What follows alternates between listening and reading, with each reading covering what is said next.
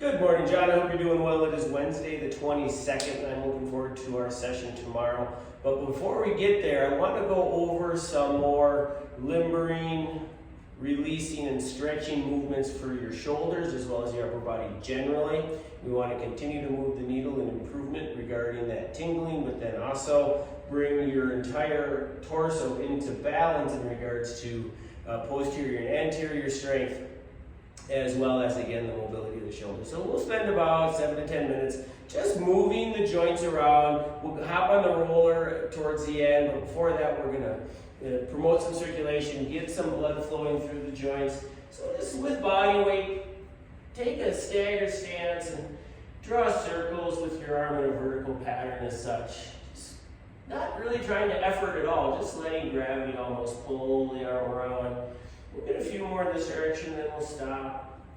We'll go back the other direction. And this is a great little warm-up for whenever you're going to be using your upper body. It's called circumduction. We're circumducting your shoulder in 3, 2, 1. Good. Then we'll just switch sides. I don't have to worry about being too precise with timing or reps or anything like that when we're doing these warm-ups. Really, the goal is to warm the tissue, promote the blood flow, activate all the structure, circulatory and nerve, lymphatic. 3, 2, 1, we'll stop and we'll reverse. Big breath in, big breath out. You're fully supported. You could do this against a wall too. I just happen to be resting on my knee here. We'll go 3, 2, 1, and release. Good. And so, in regards to the timing of this, if you have 5 minutes, great. If you have 3 minutes, okay. If you have 10 minutes, even better. So, these are all going to accrue to the improvement of your shoulders. And obviously now we're just rolling the shoulders each direction. 3, 2, 1. We'll come up and we'll get some swings. And sometimes during warm-ups or mobility work, it feels like we're not even really doing much, right? Like there's not much changing. But there definitely is. And it's all about the consistency of this practice. And then we're taking the palms down with the palms up as we squeeze the shoulder blades to the spine. We don't want to, again, move past any kind of resistance or try to force through any exertion. 3, 2, 1, good. And we're going to come in here. If you feel any nerve or joint pain while you're doing this, shorten your range of motion. Move more gently, or just be done with that particular motion and let me know what you were feeling, or perhaps check in with your osteopath. And we'll go 3, 2, 1. We'll drop down, we'll open up. Because even though we're not necessarily feeling a lot of exertion here, all of the systems that promote the movement of the shoulders are in play. 3, 2, 1. The connective tissue, as well as the assisting muscles and the bigger muscles. And now obviously we're going knuckles to elbows. You're familiar with this series of movements because we've used it in the past to warm up generally for a workout. We'll get 3, good, 2, 1. Lastly, we'll just take a couple big breaths up, and a breath down. And a big breath up, and a breath down. We're gonna get one more big breath up, and a big breath down.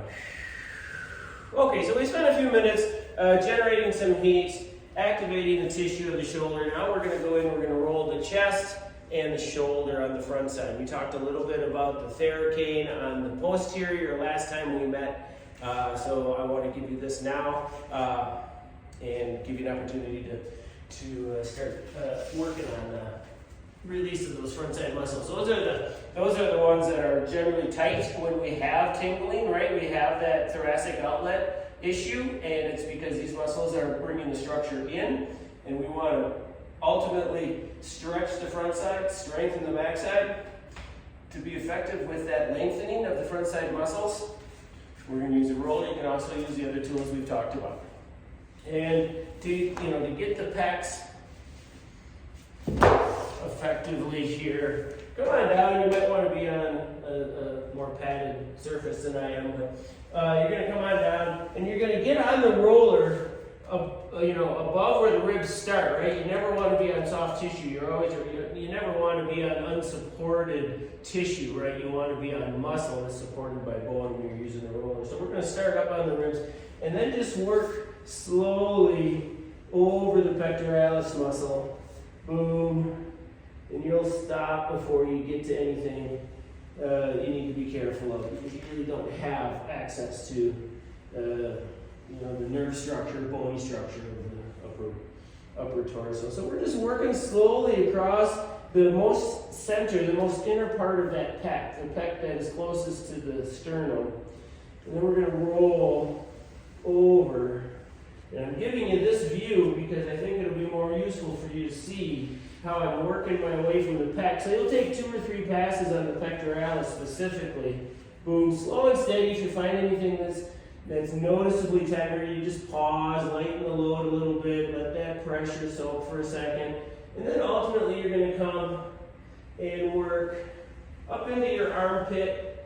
If the sensation's not too distinct, you can extend your arm.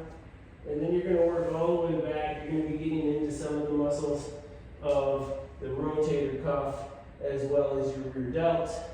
And again, just slow and steady.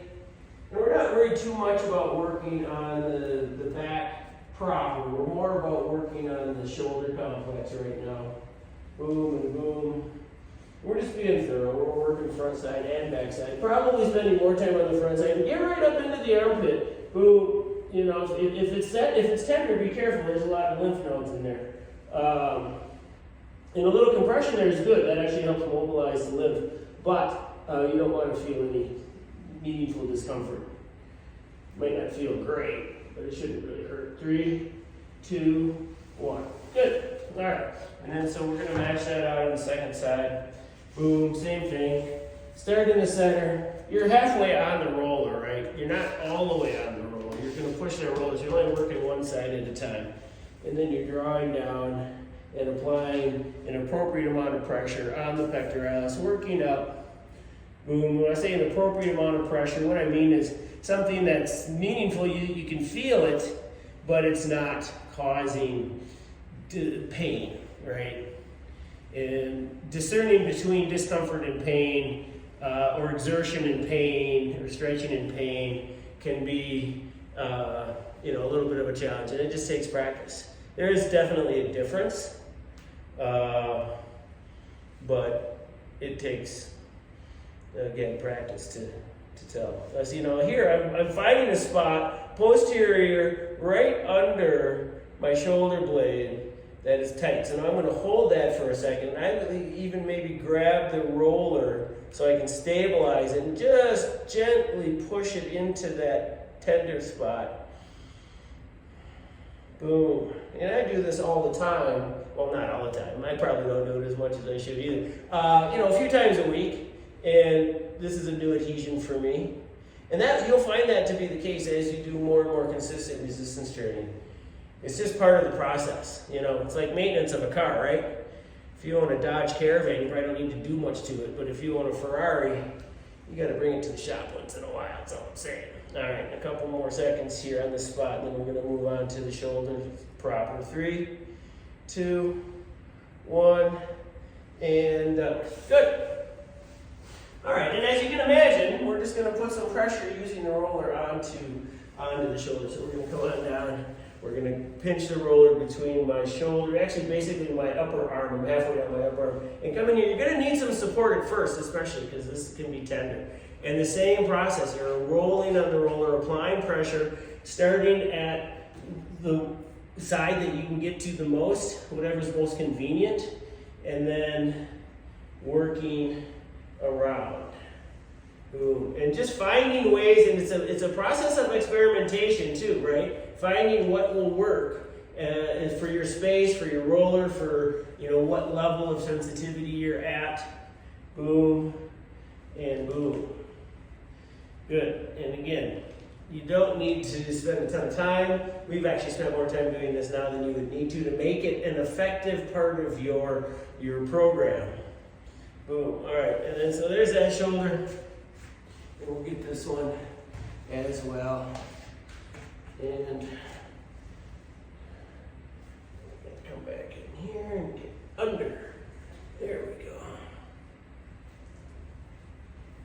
Boom. And when I say, you know, you're going to feel discomfort, I want to revisit that little discussion about pain versus discomfort, because especially with myofascial release, the adhesions, when you apply pressure, which is the only way they'll release, will provide that feedback, and it can be sharp and unpleasant. So I don't want to discourage you from feeling some sensation, but on the other hand, it shouldn't be like peel you off the ceiling kind of sensation. If so, then you want to ease off. Because, you know, rolling, as with anything, you start easier and work into more intensity. Okay, so now we've done generally around the shoulder itself. We're going to reorient the roller perpendicular to the shoulder in alignment with the spine. Come on down and support here. And then you're basically not putting any pressure on the roller, and then just rolling, boom. And let's see if I can get in camera here where you can just see what I'm doing. Boom. So here I'm on the roller, and I'm just hitting that pec again from another angle. Boom. And I'm just doing half my chest. Boom. And then if you want, you can even bring your arm in, get back up on that shoulder a little bit. Oh, yes. That is money right there. Once everything's at the right length tension, you know, there's a relationship between joints and soft tissue. It's the length tension relationship. Once that's right, and you're feeling strong because you've been doing some resistance training, there's nothing better. Boom. Being strong